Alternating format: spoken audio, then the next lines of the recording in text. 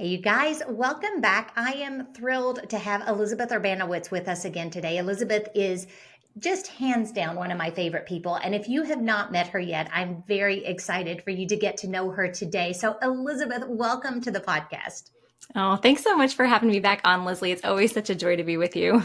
Well, thank you. It really, I could just chat all day. In fact, we've chatted for about 15 minutes on the phone before we started recording because it's just good to catch up. I'm very thankful for like-minded missional friends. That just the fellowship is sweet and easy. So that's what we have always found in you, and so it's very exciting. Can you tell everybody who may not be familiar with Foundation Worldview what you guys are, because I want to deep dive in discipling little kids today. Like our littles, we kind of skip over them sometimes. So I want you to tell everybody what you do so then we can dive into how we can do it.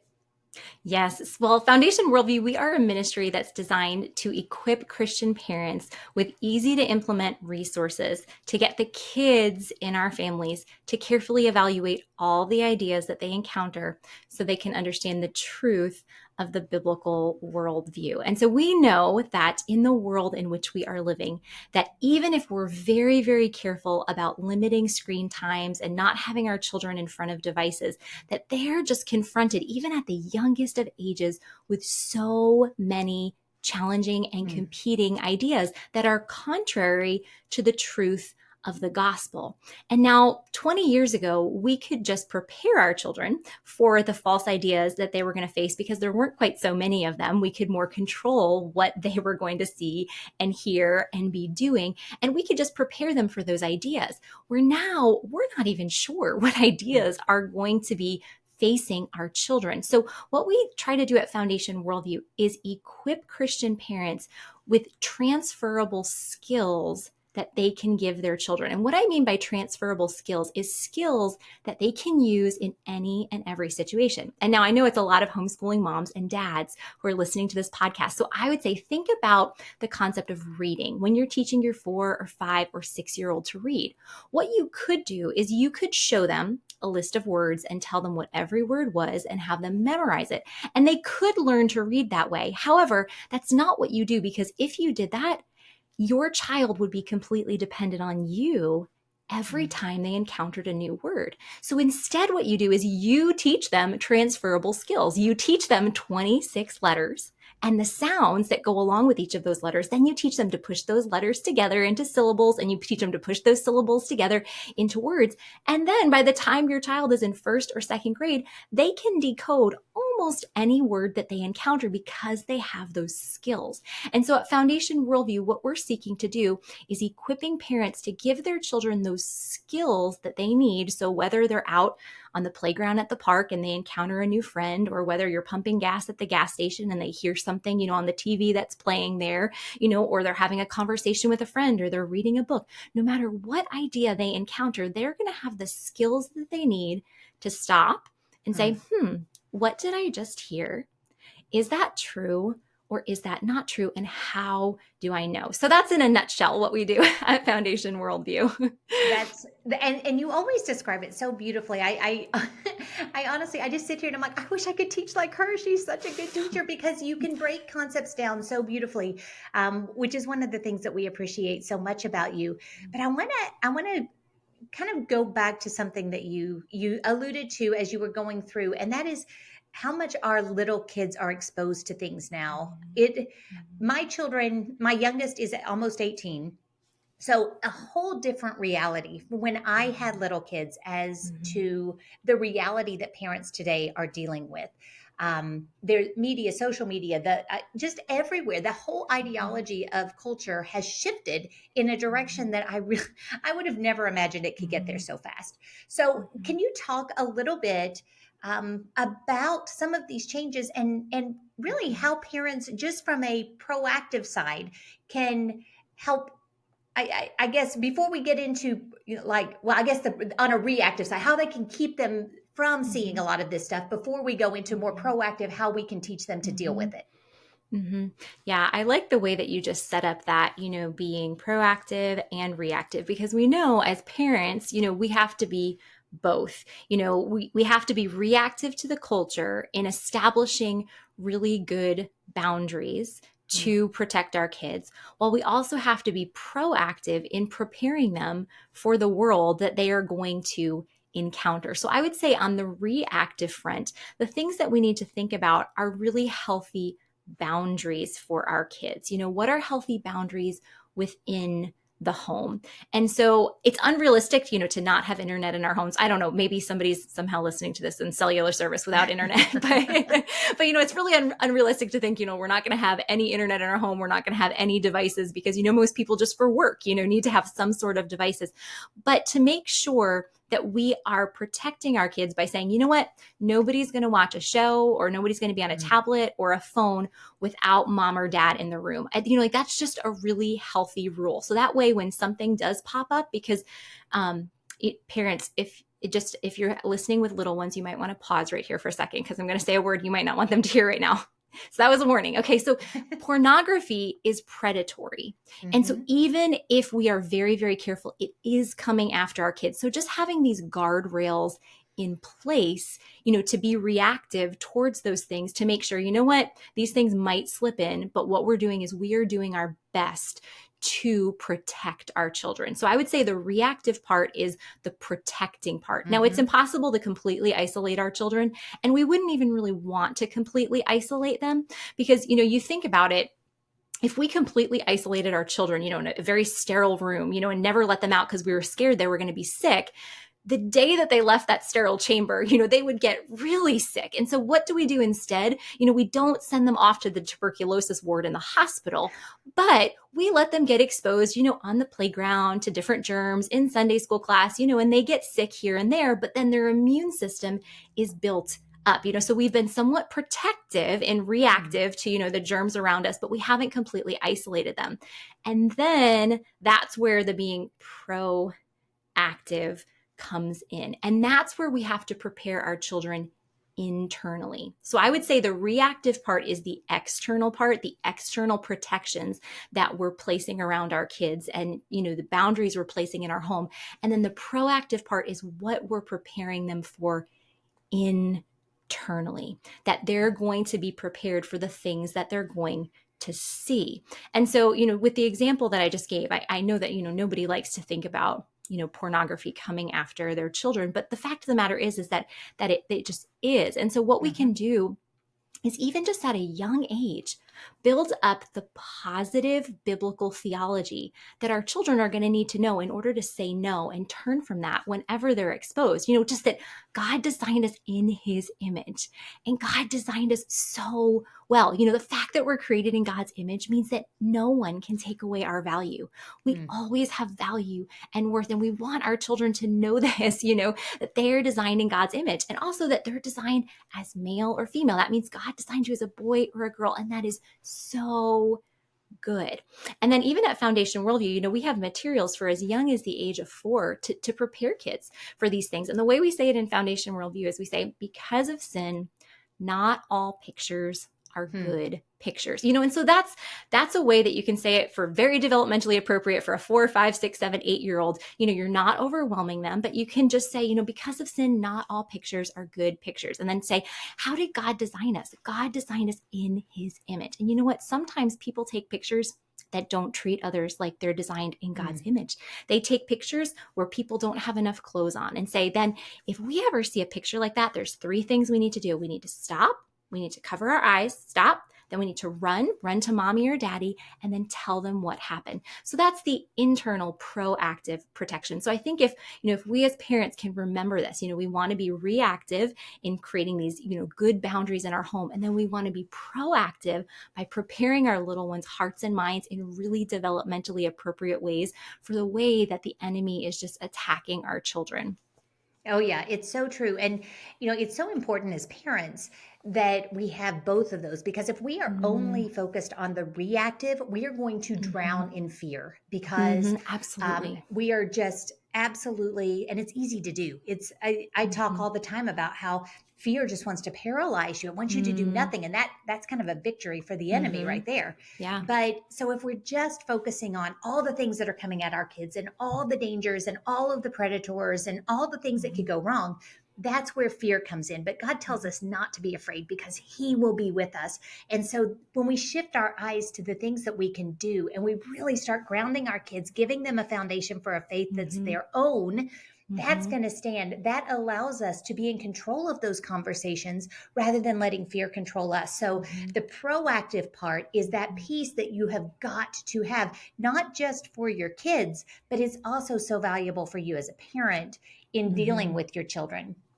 So you guys, you noted that you start as early as 4 with Foundation Worldview. I would imagine that there are some out there going, 4-year-olds? Really? 4-year-olds can get this? So I could just go off on that, but I would love to hear your take on that.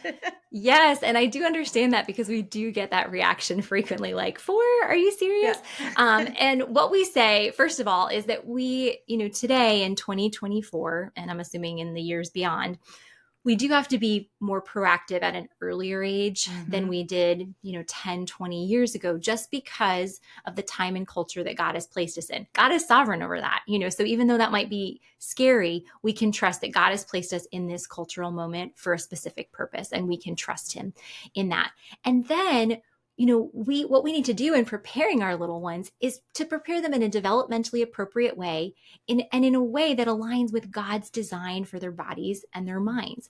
And so teaching little ones big truths, if we present it in simple language and we get their bodies involved, then they can very easily grasp big truths. So, before I mentioned teaching kids that we're made in God's image. And we first learn about that truth in the first chapter of Genesis in the 27th verse, where it says, so God created man in his own image. In the image of God, he created him, male and female, he created them. And, even a 4-year-old is old enough to listen to that verse being read 2 or 3 times. And so the way we do it at Foundation Worldview, and any parent can do it, is say, okay, we're going to read a verse now that talks about God creating humans. And I want you to listen really, really carefully to this verse, because there is a word that's going to be repeated 3 times. Okay, I want to see if you can hear that word. And then read the verse. They're probably not going to get it at 4 the first time, and say, okay, did you listen? Let's listen one more time. And then say, okay, do you know what that word is? And then say, yes, image. It's image of God. And then we can explain it in a really simple term. Pull out a picture, a family picture, or most people don't have pictures printed off now, pull up your phone with a picture and, show them a picture of themselves or of your family and say, okay, this is a picture of you. Is this actually you? Like, are you inside of my phone right now? No, that's so silly. You're not inside of my phone, but that's a picture of you. So if you're not with me and I want to show others what you look like, I show them this picture. And you know what? Can we see God right now? No, we can't see him. We can read about him in his word, but we can't see him. So you know what? When people look at you, they should get a small picture of who God is like. Like when you're kind to your brothers, that shows others of how kind God is, or just any example that you can give like that, just to help them understand that they're designed in God's image. And then to bring home the fact that all humans are designed in God's image. You can play a simple game and say, okay, I'm going to show you some pictures. Some of these pictures are going to show people that are image bearers. And if you see a picture of someone who's an image bearer, just give them some kind of action. I think in our curriculum, we have them hold their hands up next to their face and say, image bearer. You can do anything. They can, do a jumping jack or anything. And then say, okay, and you're also going to see some pictures of things that are not image bearers. And when you see pictures of things that are not image bearers, I want you to cross your arms or anything like that. And then show them pictures of different people, of plants, of animals. And then, make sure you throw in some pictures of like someone who's in a wheelchair, or show them a picture, of an ultrasound, so a human that like we haven't seen outside of the womb yet, but is still there, and talk about how everybody that's a human is an image bearer. So if we break things down really simply, just taking one verse from scripture and really helping them chew through it. And then we put some just practical legs on it, pictures and body movements, even kids that are 4 can grasp this. Now, homeschooling parents already know this because you guys are expert educators. So, some of your kids get things the first time around. Some of your kids, you're like, okay, here we go. This is the 4th time around, but maybe 4th time is the charm. Sometimes it just takes a child 3, 4, 5 times of going over the same concept. And then they're like, Oh, now I get it. But Mm. when you make something a game, the great things with little ones, you have a lot of car time with them, because they can't stay home by themselves. You're in the car on the way to the grocery store. You're on the car, if you have to pick dad up from work, like you're in the car when you're going to soccer practice or wherever you're going. And you can play games when you're in the car, and then you can point out different things on the road and say, okay, over there, I see a tree. Is that an image bearer or not an image bearer? And just play this game. It becomes like the I'm thinking of an animal game. So that's what I would say to any parents that are like skeptical, thinking like, are you kidding me? I'm not sure my 4-year-old's ready for this. It's like, if we just follow God's design for the human mind and body, Mm. our little ones are capable of amazing things.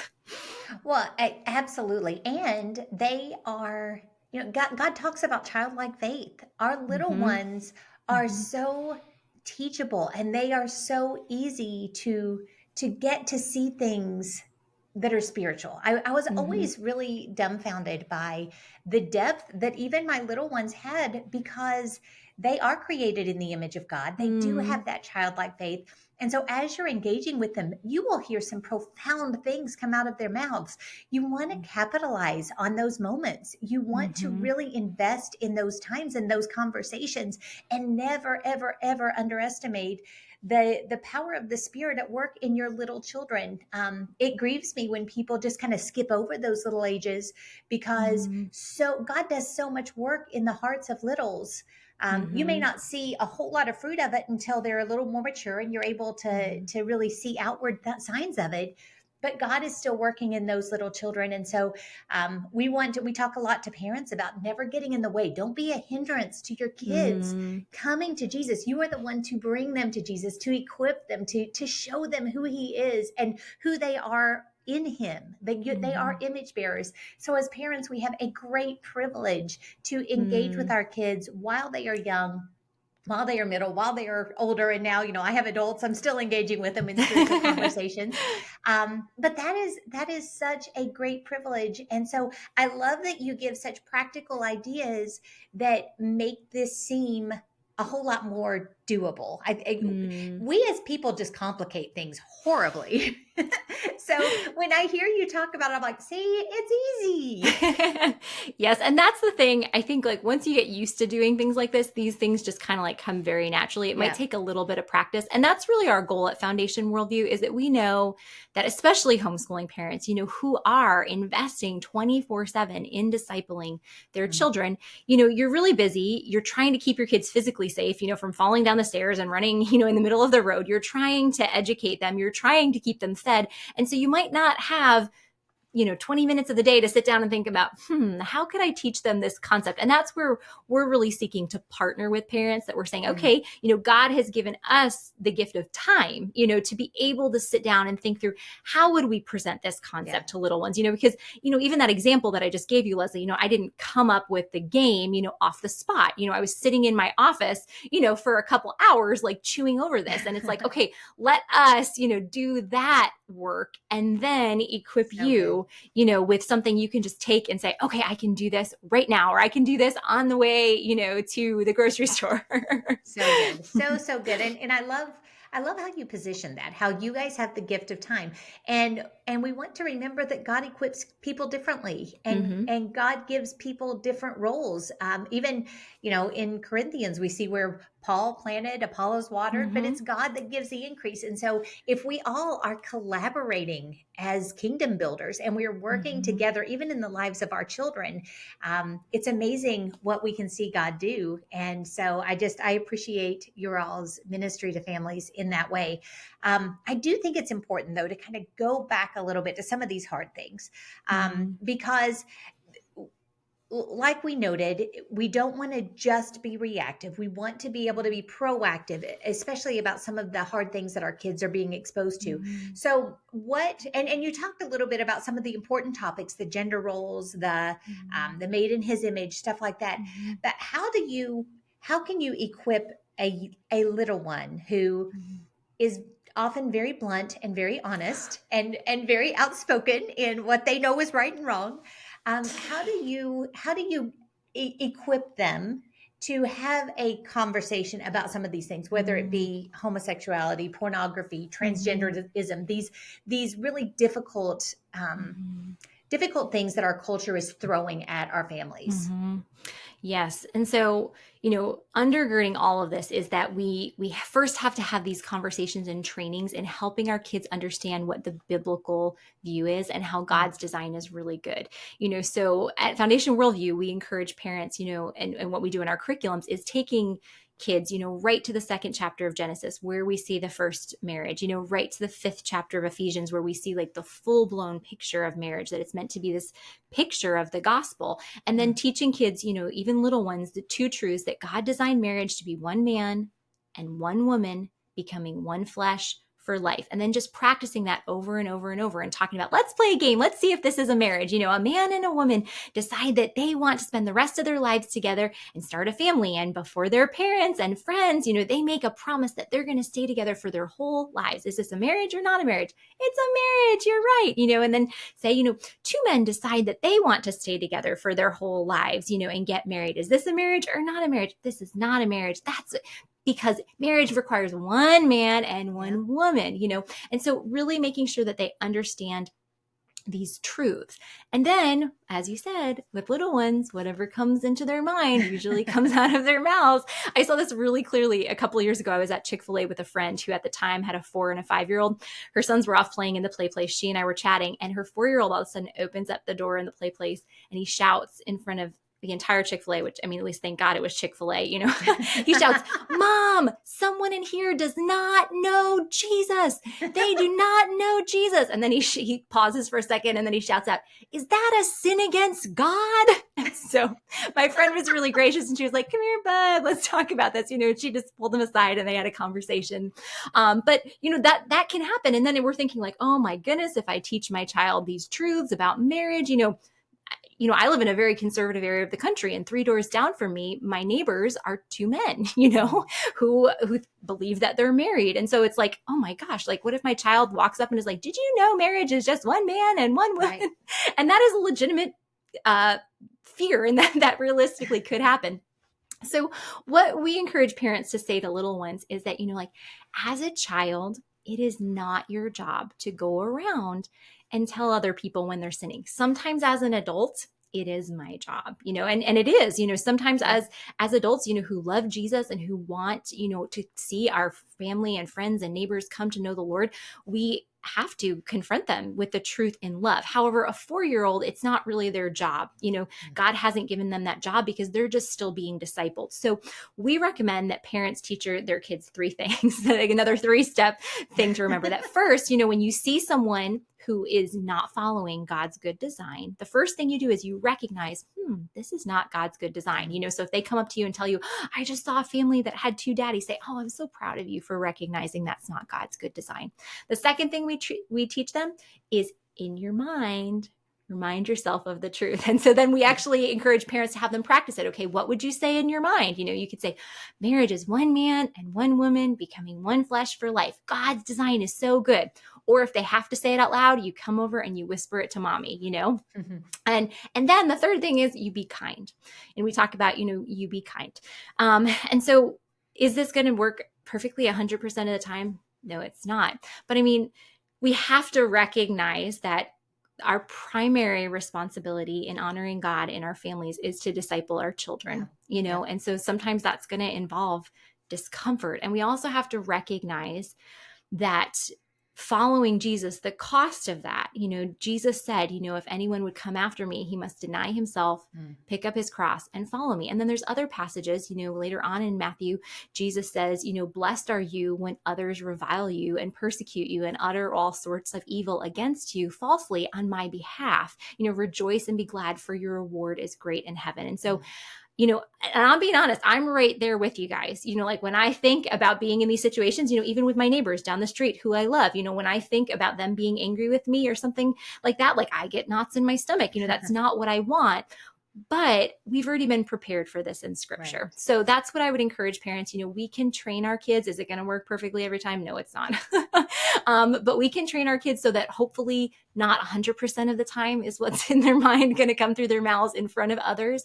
But then be prepared, for the day that it does, to think, okay, this is going to be hard. It's going to be uncomfortable. It's not exactly what I'm longing, but I'm faithfully discipling my child. It was really important for me to teach them that truth. Yeah. And then I'm also faithfully loving my neighbor by not backing down and being like, oh, I'm sorry, he shouldn't have said that. But just actually being like, well, have you ever thought about that? Have you ever thought about, is there a design, to Right. marriage? So that would be my encouragement to parents. And I get that is uncomfortable, but it is what we're called to as Christians.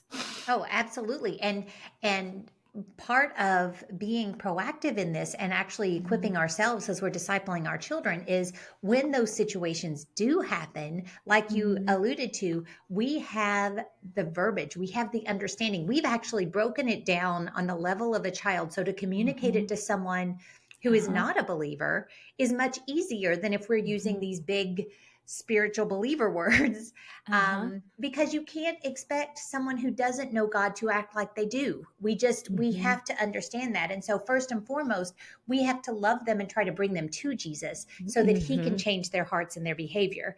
And I have found through the years that my bold/embarrassing children have opened up a lot of doors of opportunity for conversations that I probably was too weak and willy to have. So God even works through those situations, especially when we are prepared to give an answer for the hope that's in us, and to do it recognizing that God loves people and I'm called to love people as well. So just really, really good, solid counsel there for the reasons why we need to be proactive, not just for the sake of our kids, but also for our own hearts and preparing ourselves.